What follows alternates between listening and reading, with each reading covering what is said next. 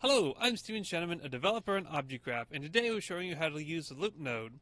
So for this example, the pawn can move one square forward, but we want to be able to move more squares forward, for instance, like 5 squares forward or something. And for this example, we've also went back to the Object tab, created more objects, and then reinstantiated it in the right side diagram over here. So we has a little loop track to move around on. So to add a LoopNode, you can shift drag the decision node down here, right click on an edge, insert new, loop node, and then link. Usually you link exit, but in this case we're going to link body. So exit, and right click drag and do end node as next. And then for the loop node setting, we want it to be linked loop. And have the bound name be next, and the first object will be SQE1, yes. And then the next link will be forward next, and then forward is the direction, yes. Okay, good. So then the body, you want the decision node. You have to change the decision node setting. Instead of be blank, you have to say I equals 5. For example, I equals 5, yes. So the I variable that used in the decision node Boolean condition is the I variable that's used in the loop node counter name. The counter name is usually used for counting for a counted loop, like from 1 to 10, which is like the Java for in I equals 0, I is less than 10, I plus plus kind of thing. And then the list loop is if you have a list of objects connected to the same object that you want to loop over. In this case, you want the linked loop, but even though you're using the linked loop, you still have the counter name available to you.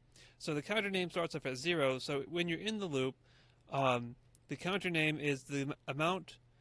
The counter amount is the amount of full iterations of the loop that you've gone through already. So at the beginning it's 0, and at the end it's the number that you've done previously. So if you've done 5 iterations previously, then you don't want to go anymore. You just want to update the location of the pawn, and that'd be it.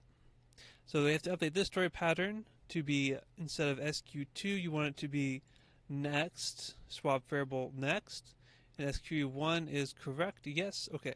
And decision node, instead of going to an end node, you want it to go to back to the loop node.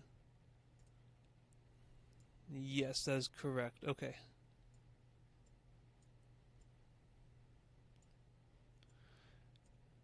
And then this will loop, so then the loop node, it starts off with the SQE2.